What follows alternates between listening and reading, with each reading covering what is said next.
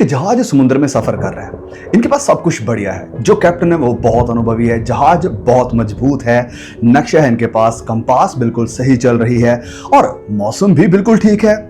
लेकिन एक छोटी सी प्रॉब्लम है यहाँ पर कि लाइट हाउस की तरफ से बार बार इनको रेड फ्लैग्स मिल रहे थे, चेतावनियां मिल रही थी, लेकिन जो कैप्टन है वो अनुभवी समझकर अपने आप को उन सारी चेतावनियों को इग्नोर करता रहा। पहले तो थोड़ा सा डायरेक्शन बदला है, फिर थोड़ा और फिर धीरे धीरे करके बहुत ज्यादा जहाज अपनी डायरेक्शन से दूर जा चुका था। पूरा जहाज जाकर चट्टानों से टकराता है और तबाह हो जाता है। सवाल ये नहीं है कि जहाज के पास कितने अच्छे अच्छे और बढ़िया रिसोर्सेज, सवाल असल में ये है कि क्यों जहाज के कैप्टन ने लाइट हाउस की तरफ से मिल रही वार्निंग्स को, चेतावनियों को नजरअंदाज किया, और वो जो नजरअंदाजी थी वही वजह बनी इस जहाज के विनाश का। तो आज पवित्र बाइबल में भी हम ऐसे ही एक व्यक्ति को देखने वाले हैं जो दिखने में बहुत अच्छा था, जो मसा किया हुआ था, जिसको परमेश्वर ने चुना था, जिसको अधिकार मिला, जिसको लीडरशिप मिली, लेकिन फिर भी उसने अंत में आते आते सब कुछ खो दिया, और उसका नाम है राजा शाऊल। अब जब हम राजा शाऊल के बारे में सुनते हैं तो राजा शाऊल कोई इतिहास की सिर्फ एक घटना नहीं है जिसको हम बस पढ़ते हैं, वरन ये शाऊल हम सब विश्वासियों के लिए, सारे प्रचारकों के लिए, सारे लीडर्स के लिए, हर एक मसीही के लिए एक बहुत बड़ी चेतावनी है। क्योंकि ये कहा जाता है कि एक बुद्धिमान इंसान दूसरे इंसान की गलतियों से सीखता है, लेकिन एक मूर्ख बार बार उन्हीं गलतियों को दोहराता है। तो शाऊल की जिंदगी के बारे में हम आज बहुत अच्छी तरह से सीखेंगे, और इससे पहले कि हम आगे बढ़े जो गड़बड़ियां उसने करी, हम सबसे पहले यह देखते हैं कि कौन सी वो अच्छी बातें थी जिसके कारण परमेश्वर ने उसको चुना। क्योंकि जब हम पढ़ते हैं पहला शमूएल अध्याय 9 वचन 16 और 17 से, वहां पर लिखा है, परमेश्वर शमूएल नबी से कह रहे थे कि कल मैं तेरे पास बेंजामिन के देश से एक व्यक्ति को भेजूंगा और तू उसे मेरे लोगों के लिए राजा अभिषिक्त करना। तो राजा शाऊल ने खुद से राजा होना नहीं चुना था, वो नहीं चाहता था कि मैं राजा बनूं, वरन ये इजरायली लोगों की डिमांड थी कि हमें एक राजा चाहिए, और परमेश्वर ने चुना था कि ओके, मैं तुम्हारे लिए बेंजामिन के वंश से एक राजा चुनूंगा जिसका नाम है शाऊल। लेकिन सवाल फिर से यहां पर यह आ जाता है कि परमेश्वर ने शाऊल को क्यों चुना। तो आइए हम कुछ उन चीजों को देखते हैं जो परमेश्वर ने शाऊल की जिंदगी में देखी, जो कि सच में अद्भुत है और हमारे लिए बहुत कुछ है यहां पर सीखने के लिए। सबसे पहली बात है कि शाऊल छोटी छोटी बातों में वफादार था, विश्वास योग्य था। जब हम पढ़ते हैं पहला शमूएल अध्याय 9 वचन 3 और 7 से लेकर, यहां पर लिखा है कि जब उसका पिता कीश गधियों को चरा रहा था तो कुछ जो उनकी गधियां थी वो खो गई थी, तो उसके पिता कीश ने शाऊल को भेजा कि जाओ और उन गधियों को ढूंढ कर लेकर आओ। वो एक शहर में नहीं गया, वो किसी एक गांव में नहीं गया, वरन उसने बहुत सारा इलाका ढूंढ निकाला अपनी इन गधियों को ढूंढने के लिए, जो उसके पिता ने उसको ढूंढने के लिए भेजा था। तो वो ये सब कुछ क्यों करता रहा? क्योंकि वो अपने माँ बाप का आज्ञाकारी था, वफादार था, विश्वास योग्य था। जो रिस्पॉन्सिबिलिटी उसको मिली थी वो उसको परफेक्टली पूरी तरह से निभा देता था। तो यहां से हमें सीखने को मिलता है कि परमेश्वर अक्सर उन लोगों पर ध्यान रखते हैं जो छोटी छोटी जिम्मेदारियों में या छोटी छोटी बातों में विश्वास योग्य पाए जाते हैं। अगर आप छोटी बातों में विश्वास योग्य हैं तो परमेश्वर आपको बड़ी चीजों में भी जिम्मेदार ठहराएंगे। फिर एक दूसरी चीज जो हमें शाऊल की जिंदगी में देखने को मिलती है वो कि वो काफी बुद्धिमान भी था। जब हम पढ़ते हैं पहला शमूएल अध्याय 9:5, वहां पर शाऊल कहता है कि चलो वापस अपने पिता के घर चले जाते हैं, हो सकता है मेरा पिता गधियों की चिंता छोड़कर मेरी चिंता कर रहा हो। तो ये विजडम, ये बुद्धि उसको कहां से मिली? परमेश्वर की तरफ से। और ये एक अच्छी बात थी उसमें कि वो बुद्धिमान तो था। एक तीसरी अच्छी बात जो उसकी जिंदगी में देखने को मिलती है वो है कि शाऊल परमेश्वर के दासों का, सेवकों का आदर करना जानता था। शाऊल जानता था कि परमेश्वर के जो सेवक हैं, दास हैं, उनका आदर कैसे किया जाता है। क्योंकि जब हम पढ़ते हैं पहला शमूएल अध्याय 9 वचन 7 में, वहां पर लिखा है कि जब शमूएल परमेश्वर के, क्योंकि जब हम पढ़ते हैं पहला शमूएल अध्याय 9 और उसके वचन 7 में, तो वहां पर लिखा है कि जब शमूएल, जो कि नबी था, सेवक था उस समय, जब उससे मुलाकात करने की बात हुई तो शाऊल क्या कहता है कि हम खाली हाथ कैसे जाएंगे। मतलब कि शाऊल को पता है कि प्रभु के दास से अगर हम मिलने के लिए जा रहे हैं तो हम खाली हाथ नहीं जाएंगे, कुछ ना कुछ उपहार, कुछ ना कुछ हम लेकर जरूर जाएंगे प्रभु के बंदे के लिए, जिसके साथ मुलाकात करने के लिए हम जा रहे हैं। इसका मतलब क्या है कि शाऊल जानता था कि परमेश्वर के दासों का, सेवकों का आदर कैसे करना है। इस बात को वो बखूबी जानता और ध्यान से इस बात को जाने कि अब तक वो राजा नहीं बना है, वो राजा बनने के पहले की बातें हैं। तो ये भी एक बहुत अच्छी बात थी इसकी जिंदगी में। और फिर चौथी बात अच्छी जो इसकी जिंदगी में दिखाई देती है वो है कि शॉल काफी नम्र भी था। जब हम पढ़ते हैं पहला शमूएल अध्याय 9 वचन 21 में, शॉल ने कहा कि क्या मैं बेंजामिन की सबसे छोटी ट्राइब से नहीं हूं? मतलब कि हमारी जो ट्राइब है, हमारा जो गोत्र है वो तो काफी छोटा है, तो मैं तो छोटा सा हूं, मैं क्या हूं, मैं राजा होने के लिए कैसे ठहराया जा सकता हूं? मतलब कि उसकी जिंदगी में हमें नम्रता दिखाई दे रही है, अपने आप को वो नम्र कर रहा है, शून्य कर रहा है कि भाई मैं इस लायक नहीं हूं, मैं इस योग्य नहीं हूं। पांचवी चीज है कि शॉल की जिंदगी में प्रभु की उपस्थिति थी। पहला शमूएल अध्याय 10 वचन 7 में नबी शमूएल सॉल से कहते हैं कि गॉड इज विद यू, कि प्रभु तेरे साथ है, परमेश्वर तेरे साथ है। अब इससे बड़ा प्रिविलेज कोई क्या हासिल कर सकता है कि प्रभु का एक महान नबी किसी के बारे में कह रहा है कि परमेश्वर तेरे साथ है। मतलब कि प्रभु की उपस्थिति शॉल के साथ थी। छठी बात है कि शॉल पवित्र आत्मा से भरा हुआ था। पहला शमूएल अध्याय 10 वचन 6 में लिखा है, the spirit of the Lord will come upon you, कि परमेश्वर का आत्मा तेरे ऊपर छाया करेगा और फिर तुम एक नए व्यक्ति बन जाओगे। तो पवित्र आत्मा की छाया भी शॉल के ऊपर थी।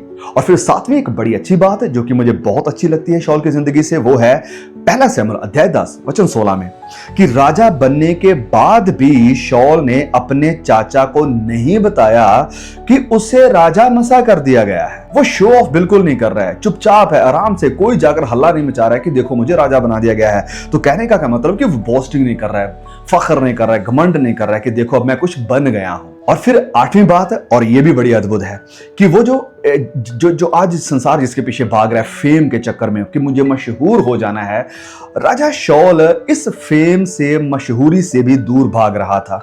नहीं चाहता था कि लोग मुझे देखें, मैं डिस्प्ले होना चाहता हूं, नहीं। जब आप पढ़ेंगे पहला शमूएल अध्याय 10 वचन 22 में, तो वहां पर हमें दिखाई देता है कि जब राजा का पब्लिक कोरोनेशन हो रहा था, मतलब इसको जब राजा बनाया जा रहा था, तो शॉल बैगेज के पीछे जाकर छिपा हुआ था, वो छिपने की कोशिश कर रहा था। आज हम लोग स्टेज ढूंढते हैं, बड़ा प्लेटफॉर्म ढूंढते हैं, मेरी डिस्प्ले होनी चाहिए, कोई और दिखाई दे या ना दे, मेरा चेहरा जरूर दिखाई देना चाहिए। लेकिन शॉल इन चीजों से दूर भाग रहा था, वो स्टेज की चाह में नहीं था, वो तो छिपता फिर रहा था। और फिर एक और अच्छी बात शॉल की जिंदगी में देखने को मिलती है, वो है कि इसके अंदर परमेश्वर के लोगों के प्रति एक अच्छी जील थी, एक जलन थी, एक जील थी कुछ करने की। पहला शमूएल अध्याय 11 वचन 6 में लिखा है कि परमेश्वर का आत्मा उसके ऊपर आया और उसने इजरायलियों को बचाने के लिए सेना इकट्ठी करी। लोगों को बचाने के लिए इसने सेना को इकट्ठा किया। फिर एक और बढ़िया क्वालिटी इसकी जिंदगी में दिखाई देती है, वो है कि ये बड़ा हिम्मत वाला बंदा था। शॉल बड़ा ही कर्जिंग मैन था। पहला शमूएल अध्याय 11 वचन 11 में लिखा है कि शॉल ने अम्मोनियों को हरा दिया। जो अम्मोन की सेना थी उसको शॉल ने हरा दिया। मतलब वो डरा नहीं, डरपोक नहीं था कि भैया मैं तो पहली बार राजा हूं, मेरी सेना पहली बार, हम कैसे लड़ेंगे। नहीं, वो डरा नहीं, हिम्मत के साथ गया, दिलेरी दिखाई उसने और जाकर सेना को हरा दिया। और आखिरी बड़ी ही जरूरी बात जो कि शॉल की जिंदगी में दिखाई देती है, ये अद्भुत है कि वो एक माफ करने वाला इंसान था। मैं कह रहा हूं, शॉल एक माफ करने वाला इंसान था। जब आप पढ़ेंगे पहला शमूएल अध्याय 11 वचन 12 से लेकर 13 तक को, तो वहां पर लिखा है कि जो लोग पहले विरोध कर रहे थे शॉल का, जब उनको इकट्ठा किया गया कि इनको मार देना चाहिए, तो शॉल ने कहा कि इनको नहीं मारेंगे, इनको मारा नहीं जाएगा, इनको माफ किया जाएगा। क्या अद्भुत शुरुआत है शॉल की जिंदगी से। अगर हम इन 11 क्वालिटीज को ही देखते हैं शॉल की जिंदगी में, तो हम कह सकते हैं कि वाकई शॉल एक ऐसा इंसान था जो कि पावरफुल था, अमेजिंग था, मतलब बहुत कुछ है उसकी जिंदगी से सीखने के लिए। लेकिन दुख की बात यह है कि अंत आते आते सब कुछ बदल गया। धीरे धीरे धीरे बहुत गड़बड़ियां आ गई और यहां तक बात आ पहुंची कि ये भयानक तरीके से खत्म हो गया। अब ये थी कुछ बहुत ही अच्छी खूबियां जो हमें शॉल की जिंदगी में दिखाई देती है, लेकिन अब कुछ चेतावनियां जो हमें शॉल की जिंदगी से दिखाई देती है, जिसके कारण उसका डाउनफॉल हुआ, वो खत्म हुआ, उसका अंत सही नहीं हुआ। और वो चेतावनियां क्या है? सबसे पहली कि इंपेशंस डिस्ट्रॉयज अनॉइंटिंग, कि जब आपके अंदर धीरज नहीं है, सब्र नहीं है, पेशेंस नहीं है, तो आपकी जो अनॉइंटिंग है, जो मसा है, वो भी जाता रहेगा। जब आप पढ़ेंगे पहला शमूएल अध्याय 13 वचन 8 से लेकर 14 तक में, तो वहां पर लिखा है कि शमूएल ने शॉल से कहा था कि मेरा इंतजार करना, मैं आऊंगा, मेरा इंतजार करना, फिर हम आगे की जो भी कार्रवाई करनी है वो करेंगे। लेकिन 7 दिन गुजर गए और शाऊल के अंदर वो जो धीरज था, वो जो पेशेंस था, सब्र था, अब वो खत्म हो रहा था। तो वेट करने की बजाय, इंतजार करने की बजाय कि शमूएल आएगा जो कि नबी है, जिसको अधिकार है कि वो कुर्बानियां चढ़ाएगा, छोड़ो उसको, मैं ये काम कर दूंगा, जो कि राजा को अलाउ नहीं था। एक राजा कुर्बानियां चढ़ाने के लिए नहीं था। ये जिम्मेदारी, ये मिनिस्ट्री सिर्फ और सिर्फ नबी की थी। तो जब राजा शाऊल ने ये काम किया कि धीरज को छोड़कर खुद से वो काम करने लगा जिसके लिए उसको नहीं बुलाया गया था, तो यही सबसे बड़ा कारण बना राजा शाऊल के डाउनफॉल का। और फिर जब नबी शमूएल आता है तो वो कहता है, यू हैव एक्टेड फुलिशली, मतलब तुमने ये मूर्खता वाला काम किया है। और उसी दिन से राजा शाऊल राज्य को खो चुका था। उसी दिन से अब यहाँ पर बहुत सारी चीजें हमारे सीखने के लिए। पहली बात है कि धीरज में बने रहे। नया नियम, नई मसीहत या नई वाचा की जो क्रिश्चियनिटी है वो हमें धीरज के बारे में, सब्र के बारे में बहुत कुछ बताती है। तो सबसे पहली बात, as a Christian you must have patience in your life. हमें धीरज के साथ चलना बहुत जरूरी है।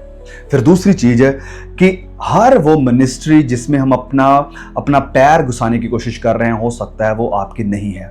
जिस मिनिस्ट्री के लिए प्रभु ने आपको बुलाया है, चाहे वो एवेंजलिस्टिक मिनिस्ट्री है, चाहे वो टीचिंग मिनिस्ट्री है, चाहे वो पास्टर मिनिस्ट्री है, अब उस मिनिस्ट्री पर फोकस करें। और अगर प्रभु आपको बुला रहा है दूसरी मिनिस्ट्री के लिए, जरूर जाएं, लेकिन ऐसा ना हो कि आप वो काम करना शुरू कर दें जिसके लिए प्रभु ने आपको बुलाया ही नहीं है। क्योंकि ये जो एक दूसरे से तुलना करना और फिर सब्र ना करना, ये बहुतों के विनाश का कारण हुआ है, शाऊल के विनाश का कारण हुआ, और मैं नहीं चाहता हूं आपका और या किसी और का हो। सो इसलिए धीरज में बने रहें और एक दूसरे से तुलना करने की बजाय जिस जगह में प्रभु ने आपको रखा है और जिस सेवकाई में रखा है उसको बाखूबी 100% करने की आप कोशिश करें। ओके, तो दूसरी चेतावनी जो शाऊल की जिंदगी से दिखाई देती है वो है कि आधी आज्ञाकारी नहीं होती।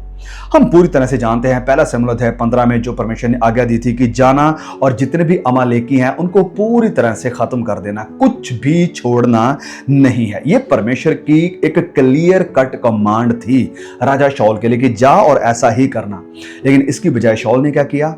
उसने आधा काम तो किया लेकिन कुछ काम अधूरा छोड़ दिया। कुछ बकरियों को, कुछ अच्छी गायों को उसने रख लिया और राजा जो था उनका अगाग, उसको भी नहीं खत्म किया, उसको भी साथ अपने जिंदा ही ले आया। और फिर जब नबी शमूएल आता है तो शाऊल उसको कहता है कि मैंने वो काम पूरा कर दिया जिसके लिए परमेश्वर ने मुझे आज्ञा दी थी। इंग्लिश में लिखा, I have performed the commandment of the Lord, मतलब कि मैंने प्रभु की आज्ञाकारी करी है। उसे लग रहा था और वो कह रहा था कि जैसे वो आज्ञाकारी है, लेकिन परमेश्वर के सामने वो आज्ञाकारी नहीं था। ही वॉज डिसोबीडियंट, वो आज्ञाकारी बिल्कुल भी नहीं था।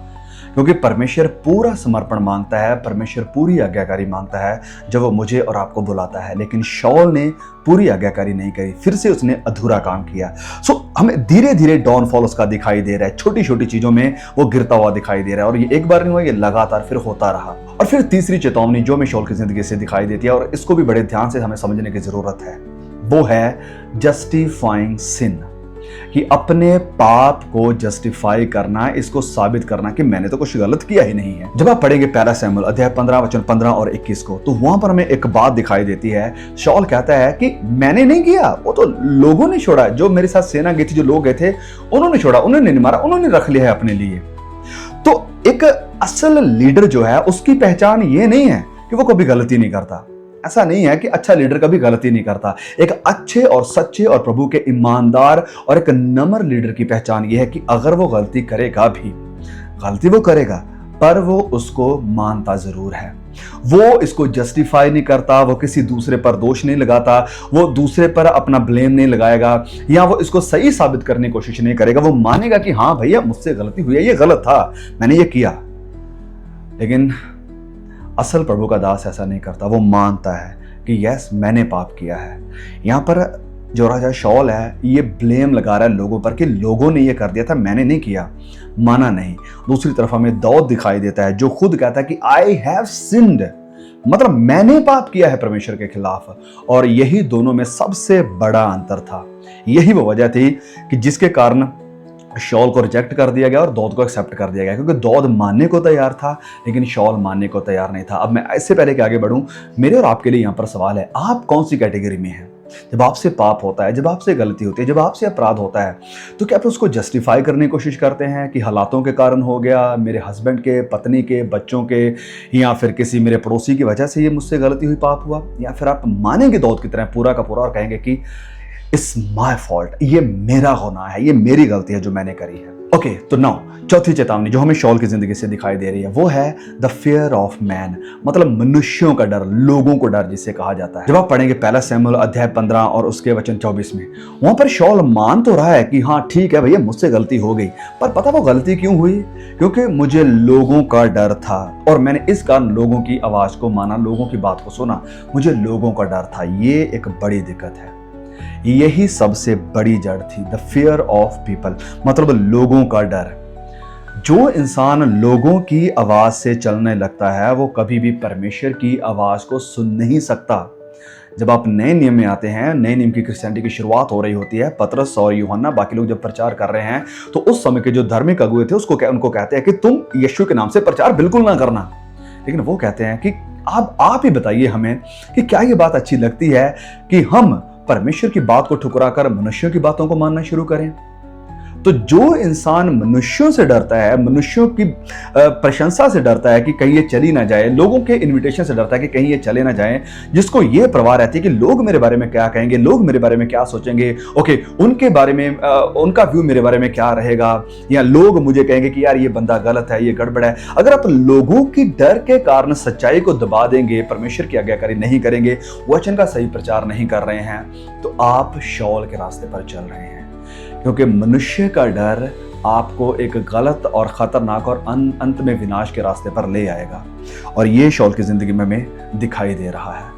फिर पांचवी चेतावनी, शॉल को अभी भी अपनी इमेज की ज्यादा फिक्र है, पश्चाताप की बजाय वो अब अपनी इमेज बचाने में लगा हुआ है। जब आप पढ़ेंगे पहला शमूएल अध्याय 15 वचन 30 में, शॉल कहता है, अभी शमूएल को शॉल कह रहा है कि प्लीज जब हम जा रहे हैं भीड़ के सामने, लोगों के सामने, तो उनके सामने मेरा आदर करना, वहां पर जो एल्डर्स हैं, जो बुजुर्ग हैं, उनके सामने मुझे आदर देना, मुझे इज्जत देना, उनके सामने ना कहना कि इसने वचन को नहीं माना या इसने गलत किया, नहीं, उनके सामने मेरा आदर करना, मतलब उसे अपनी इमेज की फिक्र है कि लोगों के सामने मैं कैसा दिखाई दे रहा हूं, लोगों के सामने मेरी तस्वीर कैसी है, लोग मेरे बारे में क्या सोच रहे हैं। अभी भी उसको वही चिंता पड़ी हुई है। उसको पश्चाताप की चिंता नहीं है कि हाँ मैंने गलत किया है, मैंने कुछ गड़बड़ी करी है, मैं परमेश्वर के खिलाफ गया हूं, मुझे पश्चाताप करने की जरूरत है, चाहे मुझे शर्मिंदा होना पड़े, चाहे लोग मेरे बारे में कुछ भी कहे, पर हाँ मैंने गलती करी है, मैं उसको मानने को तैयार हूं, परमेश्वर के सामने खड़ा होने को तैयार हूं। नहीं, उसको अभी भी फिक्र है कि लोग मेरे बारे में क्या सोचेंगे।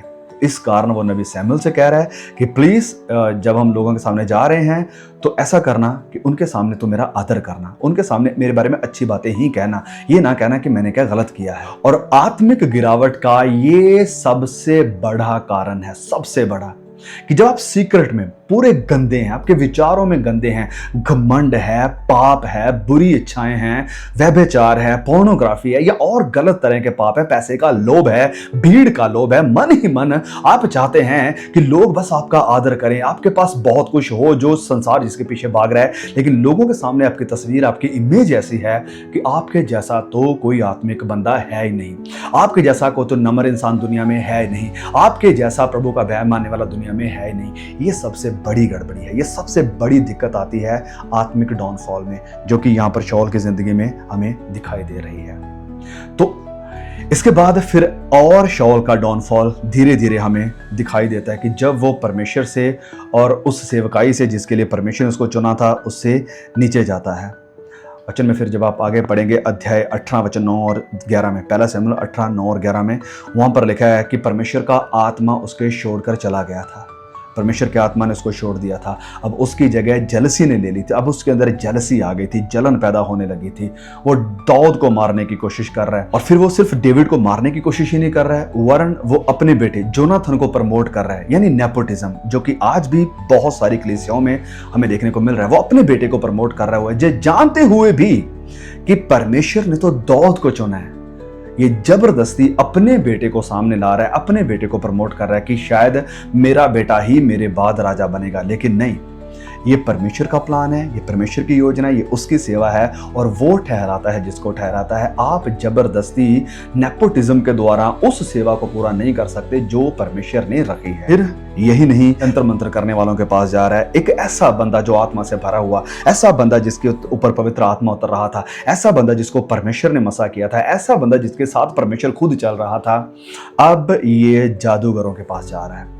अब ये उन बाहर की ताकतों का, दुष्ट आत्मा की ताकतों का सहारा लेकर अपने काम करवाने की कोशिश कर रहा है। ये एकदम से नहीं हुआ कि हाँ भाई शॉल बहुत अच्छा चल रहा था, एकदम से उसके मन में विचार आया कि अब चलो मैं दुष्ट आत्माओं की तरफ के पास जाता हूं अपना काम निकलवाने के लिए। नहीं, धीरे धीरे धीरे धीरे धीरे उसका मन कठोर होता गया, प्रभु से वो दूर होता गया और उसके अंदर ये जो आत्मिक डर था, परमेश्वर का भय था, वो सब धीरे धीरे जाता रहा। और फिर अंत में हमें क्या दिखाई दे रहा है कि शॉल अपने आप को खुद खत्म कर रहा है। कितना भयानक, कितना दर्दनाक अंत है। एक ऐसा व्यक्ति जो इतना नम्र था, एक ऐसा व्यक्ति जो आत्मा से भरा हुआ था, एक ऐसा व्यक्ति जो वफादार था, एक ऐसा व्यक्ति जो छोटी छोटी बातों में आज्ञाकारी था, ऐसा व्यक्ति जो बड़ी हिम्मत, दिलेरी, ताकत वाला था, ऐसा व्यक्ति जो माफ करने वाला था, लेकिन जिसने बहुत सारे रेड फ्लैग्स को, बहुत सारी चेतावनियों को इग्नोर किया और उसके बाद उसने वो सब कुछ खो दिया जो परमेश्वर ने उसको दिया था। तो मेरे प्यारे भाई, मेरी बहन, शॉल की जिंदगी हमें यह नहीं सिखा रही है कि बुरे आदमी का अंत बुरा ही होता है, वरन शॉल की कहानी हमें यह सिखाती है कि एक अच्छा इंसान जो आत्मा से भरा हुआ, चुना हुआ, मसा किया हुआ, प्रभु जिसके साथ चल रहा है, उसका अंत भी बुरा हो सकता है, उसका अंत भी गड़बड़ी, विनाश वाला हो सकता है यदि वो सच्चा वर्शिपर ना रहे, यदि वो आज्ञाकारी ना करे, यदि वो समझौता करना शुरू कर दे, यदि वो लोगों की फिक्र ज्यादा करनी शुरू कर दे, यदि वो अपनी इमेज की ज्यादा फिक्र करे, यदि वो उन सारी हदों को पार कर दे जो परमेश्वर ने रखी हैं, या फिर अगर उसकी जिंदगी में जेलसी आने लग जाए तो उसका अंत भी गड़बड़ हो सकता है। तो आज सवाल मेरे और आपके लिए ये नहीं है कि क्या हम शॉल की तरह शुरू करेंगे, जैसे शॉल था क्या हम वैसे बनेंगे। असल सवाल ये है कि क्या हम दाऊद की तरह, क्या हम पौलुस की तरह अंत करेंगे, एक ऐसी दौड़ पूरी करेंगे जिसमें हम कह सकें कि मैंने अच्छी दौड़ दौड़ी है और मैंने अपने ईमान की रखवाली करी है। क्या अंत में हम ये कह पाएंगे? प्लीज इस मैसेज को जरूर शेयर करना। हम आपसे दोबारा फिर मिलेंगे एक और मैसेज के साथ। तब तक के लिए खुदा मुझे, आपको, हम सबको संभाल के रखे। आमीन। Praise the Lord.